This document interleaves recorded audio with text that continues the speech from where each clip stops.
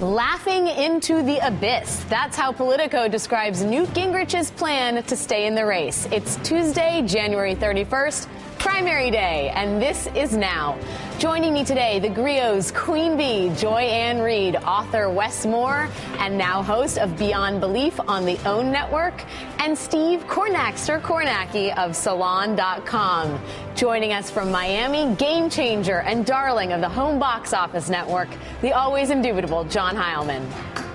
It's noon on the East Coast, 9 a.m. Pacific, and Republican voters in Florida have until 7 p.m. tonight to cast their votes in the largest primary contest to date. Meanwhile, Ron Paul and Rick Santorum have already given up on the Sunshine State and are campaigning in Colorado. I turn first to my panel here. There are a lot of good polls out if you're Mitt Romney today. Some have him up as far as 8 points, or as low as 8 points, and as far up as 20 points ahead of Newt Gingrich. My question to you is, we have stacks of Chinese-made American currency on our desks. By what margin does Mitt Romney win Florida?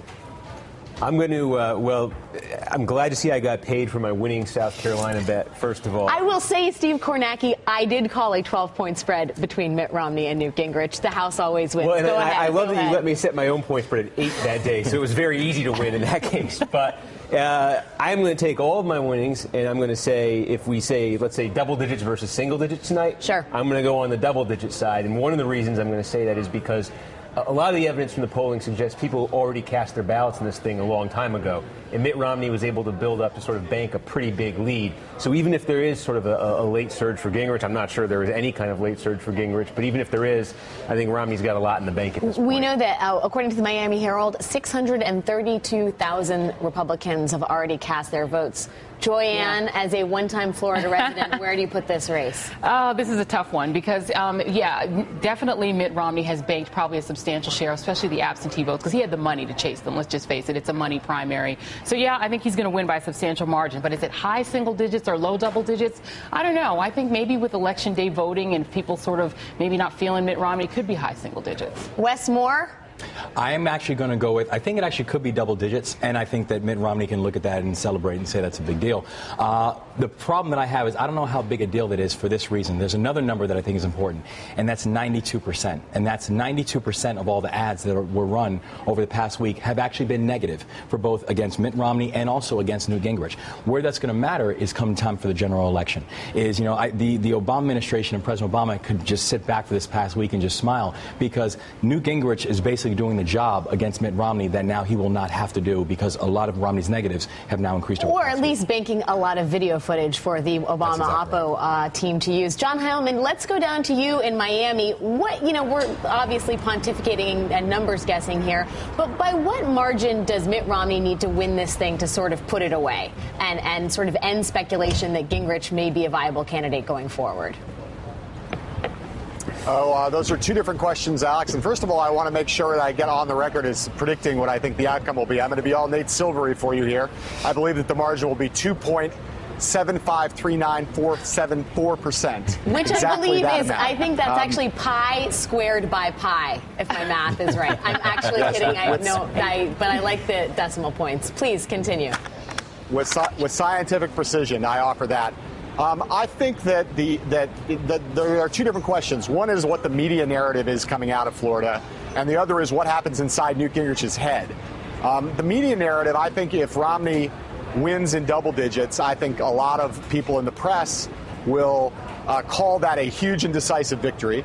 I don't think that they will say that he has wrapped the nomination up, because he won't have wrapped the nomination up on the basis of the very low percentage of delegates that he has, and the fact that the media has a rooting interest in keeping this race going. I think there are a lot of people in the press who want to see this race go on, and they will be inclined to try to explain the various scenarios by which Gingrich can continue to fight, and they will be abetted by point number two, which is to say, unless Newt Gingrich gets beaten by 25 or 30 or 50 points, I don't think there's anything that's going to stop him from going on and fighting on for at least another month, at least into early March. He is really angry at Mitt Romney. He feels as though he's been done badly, and he's been treated unfairly, and he's, a little nuts. And I think he's pretty serious when he says he wants to fight all the way to Tampa, and that there's a way to stop Mitt Romney from getting this nomination.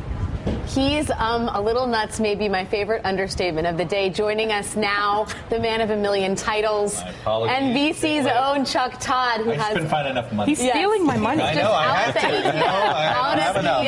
I'm going to lend you some money. That's all right. Here's a loan. He wants nothing to do with this. Retroactive. No. Radioactive, not retroactive. No. Chuck, we're talking obviously numbers, Mitt Romney, Newt Gingrich, hell hath no fury like a Gingrich scorn. Right. We now have a tweet this morning by Gingrich spokesperson R.C. Hammond, who says that Gingrich raised $5 million in January and about $10 million in the last quarter of 2011. This gives him some literal juice to go forward. I guess I just want to know where that money went. I don't feel as if I have seen $15 million worth of campaign in the last 2 months being run by Newt Gingrich. A little bit at the end with obviously his super PAC, but I don't see that. But going to this size of victory, I guess the thing that I'm surprised at the most is that Mitt Romney's campaign team decided to set their own expectations bar. That they went ahead and told the New York, first of all, they're dictating everything through the pages of the New York Times, which is, I'm surprised Newt Gingrich hasn't attacked him for that. But to say, we really want, I'm referring to that Sunday piece story where they took all the credit and not one time talked about the place where Governor Romney said, oh no, I want to do it this way. And really made it look like they're running the campaign and he's just It was an odd decision. And I understand this could be a message to donors who have been wringing their hands, upset about how the Romney team handled South Carolina. There's a lot of, so I understand the defensive nature a little bit of the advisors. But going back to they set their own double-digit expectation. They have this whole idea they want to win Florida by a greater margin than Newt won South Carolina. Well, sure, I think that matters. But at this point, when you brought up the 92%, what has Mitt Romney done to fix Mitt Romney? And that hasn't happened. And in many ways, they're not ready to end this. I don't think we know Newt's not going to end ready to get out. I don't think the Romney campaign's ready yet. They still have some work to do before their general election.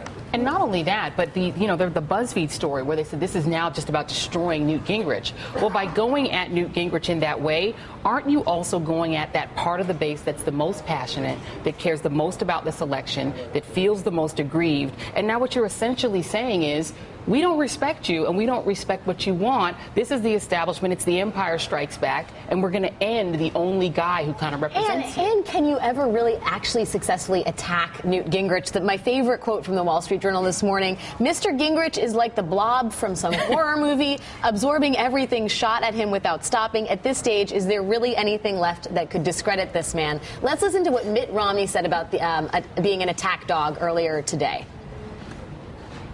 We responded to the attacks that were coming from us. I'll tell you, if you're attacked, I'm not going to just sit back. I'm going to fight back and fight back hard. John, you're in Miami. You have a lot of time that you've logged in with the Romney campaign. Has Mitt Romney learned to be a better candidate in this last week? And do you think he takes these lessons with him going forward into Nevada? Well, Alex, first of all, my connection is not that great. I'm pretty sure you just referred to me as the Blob, and I don't appreciate that. I know I put on a little weight on this campaign. Never. A lean, fighting machine. It's not a very nice thing to say. Well, look, there's no question. Mitt Romney was not a good negative campaigner in 2008. It turned voters off. He was a very negative campaigner in 2008, and it turned voters off. In this campaign, there's no question in Florida, what we've seen is that Mitt Romney and his team are very skillful and brutal in the act of decapitating Newt Gingrich. I don't know that Romney has learned a more important lesson, though, which is how to project a positive message that is attractive to the conservative base. And going forward, a couple of your panelists there, very smart people, Chuck Todd and Joanne, talked about what happens next. I think, the battle lines have now been drawn pretty clearly. You have a establishment elite candidate in Mitt Romney, supported by the Washington Beltway crowd, and you have Newt Gingrich, now supported by Herman Cain, who's going to be on the show later, by Rush Limbaugh, who's been leaping to his defense, by Sarah Palin, by the Tea Party grassroots cultural conservative part of the party. That's kind of an ugly fight going forward for Mitt Romney, and he's got to, if he's going to have the enthusiasm of that group, if he's the nominee, he's got to figure out a way to appeal to them in a positive way, not just prove that he can beat Newt Gingrich into submission. Thank you for the Herman Cain tease, John Heilman. Next time you're in New York,